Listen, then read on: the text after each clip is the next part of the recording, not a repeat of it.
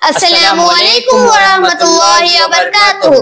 I am Sarah Amir Hamza from grade 6. I am Rihan Ali Khan from grade 8. Here we are presenting the model of 1857 revolt. He is Mangal Pandey, who was working as a soldier in East India Company of Bengal Presidency. He attacked the British officers on March 29, 1857, refusing to use the newly introduced Enfield rifle because it was believed to contain animal fat. As a result, he was hanged to death by the British on April 8, 1857 in Barakpur. Let's see about Bahadur Shah Zafar, who was the last Mughal emperor of India. In the first war of independence, the Indian soldiers had declared Bahadur Shah Zafar as the leader and commander of force. A threat fought in Delhi. Let's see about Begum Hazrat Mahal. Begum Hazrat Mahal played a pivotal role in the Indian rebellion of 1857, particularly in Lucknow region. She is recognized for her bravery and refusal to her surrender.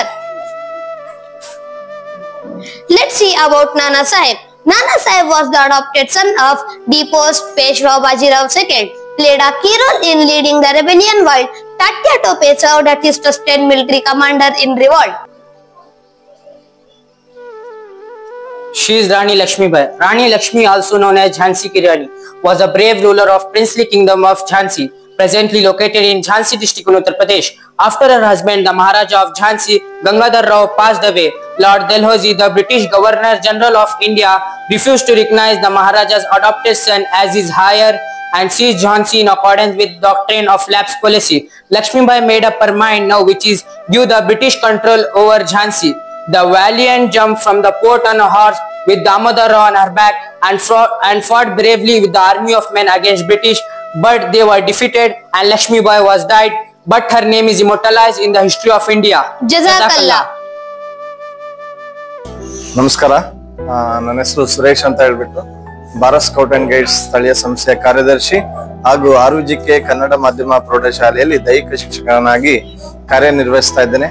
ಇವತ್ತು ನಮ್ಮ ಆತ್ಮೀಯರು ಸೋದರ ಸಮಾನರಾದಂತ ಈ ಶಾಲೆಯ ಕಾರ್ಯದರ್ಶಿಗಳಾಗಿರುವಂತ ಶ್ರೀಯುತ Asadullah sir ಅವರು ನಮ್ಮನ್ನ ಇಂದು ಅಂದ್ರೆ 16ನೇ ತಾರೀಕು ಮತ್ತು 17ನೇ ತಾರೀಕು ಅವರ ಶಾಲೆಯಲ್ಲಿ ಆರ್ಗನೈಸ್ ಮಾಡಿರ್ತಕ್ಕಂತ ಸೈನ್ಸ್ ಎಕ್ಸಿಬಿಷನ್ಗೆ ನಮಗೆ ಇನ್ವೈಟ್ ಮಾಡಿದ್ರು. ನಾವು ಇವತ್ತು ಬಂದು ಆ ಸೈನ್ಸ್ ಎಕ್ಸಿಬಿಷನ್ ಅಲ್ಲಿ ಭಾಗವಹಿಸಿದ್ವಿ. ಜೊತೆಗೆ ಮಕ್ಕಳು ಮಾಡಿರ್ತಕ್ಕಂಥ ಎಲ್ಲಾ ಮಾಡೆಲ್ಸ್ ಗಳನ್ನ ನೋಡಿದ್ವಿ. ಬಹಳಷ್ಟು ಸಂತೋಷ ಆಯ್ತು. ನಾನು ಬಹಳಷ್ಟು ಸೈನ್ಸ್ ಎಕ್ಸಿಬಿಷನ್ ಗಳಿಗೆ ಹೋಗಿದ್ದೇನೆ. ಅಲ್ಲಿ ಮಾಡಿರ್ತಕ್ಕಂಥ ಮಾಡೆಲ್ಸ್ ಗಳಿಗೂ ಮತ್ತೆ ಈ ಮಕ್ಕಳು ಮಾಡಿರ್ತಕ್ಕಂಥ ಮಾಡೆಲ್ಸ್ ಗಳಿಗೂ ಕಂಪೇರ್ ಮಾಡಿದಾಗ ಅಜಗಜಾಂತರ ವ್ಯತ್ಯಾಸ ಇತ್ತು. ಇದರಿಂದನೇ ಗೊತ್ತಾಗ್ತಾ ಇದೆ ಈ ಶಾಲೆಯ ಶಿಕ್ಷಕರು ಮತ್ತು ಮುಖ್ಯೋಪಾಧ್ಯಾಯರು, ಆಡಳಿತ ಮಂಡಳಿಯ ಸರ್ವ ಸದಸ್ಯರು ಎಷ್ಟು ಎಫರ್ಟ್ ಆಗ್ತಾ ಇದ್ದಾರೆ ಅಂತಂದು. ಪರಿಪೂರ್ಣವಾದಂತಹ ಶಿಕ್ಷಣ ಇಲ್ಲಿರೋ ವಿದ್ಯಾರ್ಥಿಗಳಿಗೆ ಸಿಗ್ತಾ ಇದೆ ಅಂತ ಭಾವಿಸ್ತಾ ಇದ್ದೇನೆ. ಜೊತೆಗೆ ಸೈನ್ಸ್ ಎಕ್ಸಿಬಿಷನ್ ನಿಜವಾದ ಒಂದು ವಿಜ್ಞಾನ ವಸ್ತು ಪ್ರದರ್ಶನ ಅಂತಂದು ನಾನು ಇಲ್ಲಿ ನೋಡಿ ನನಗೆ ಬಹಳಷ್ಟು ಸಂತೋಷ ಆಯ್ತು. ಯಾಕಂದ್ರೆ ಬರೇ ನಾನ್ ಕಂಡಂತ ಸೈನ್ಸ್ ಎಕ್ಸಿಬಿಷನ್ ಗಳಲ್ಲಿ ಚಾರ್ಟ್ ಗಳನ್ನ ಇಟ್ಟಿರ್ತಾರೆ, ಸ್ಕೆಚ್ ಪೆನ್ ಗಳಲ್ಲಿ ಬರ್ದಿರ್ತಾರೆ, ಮಕ್ಕಳು ನೀಟಾಗಿ ಎಕ್ಸ್ಪ್ಲೇನ್ ಮಾಡಕ್ ಬರ್ತಾ ಇರೋದಿಲ್ಲ, ಆ ರೀತಿ ಇರುತ್ತೆ. ಆದ್ರೆ ಇಲ್ಲಿ ಮಕ್ಕಳನ್ನ ನೋಡಿದಾಗ ಎಷ್ಟು ಪರಿಪೂರ್ಣವಾಗಿ ಅವ್ರು ಎಕ್ಸ್ಪ್ಲೇನ್ ಮಾಡ್ತಾ ಇದ್ರು ಮತ್ತೆ ಅವ್ರು ಮಾಡಿರ್ತಕ್ಕಂಥ ಮಾಡೆಲ್ಸ್ ಗಳು ಅವನ್ನೆಲ್ಲ ನೋಡಿದಾಗ ಬಹಳಷ್ಟು ಸಂತೋಷ ಆಯ್ತು. ಇಲ್ಲಿ ಓದ್ತಾ ಇರ್ತಕ್ಕಂಥ ಮಕ್ಕಳು ಅದೃಷ್ಟವಂತರು ಅಂತ ಭಾವಿಸ್ತೇನೆ. ಯಾಕಂತಂದ್ರೆ ಪರಿಪೂರ್ಣವಾದಂತಹ ಶಿಕ್ಷಣವನ್ನ, ಶಿಸ್ತುಬದ್ಧವಾದಂತಹ ಶಿಕ್ಷಣವನ್ನ ಇಲ್ಲಿಯ ಆಡಳಿತ ಮಂಡಳಿ, ಮುಖ್ಯೋಪಾಧ್ಯಾಯರು ಎಲ್ಲ ಶಿಕ್ಷಕರು ನೀಡ್ತಾ ಇದ್ದಾರೆ. ಬಹಳ ಖುಷಿ ಆಯ್ತು.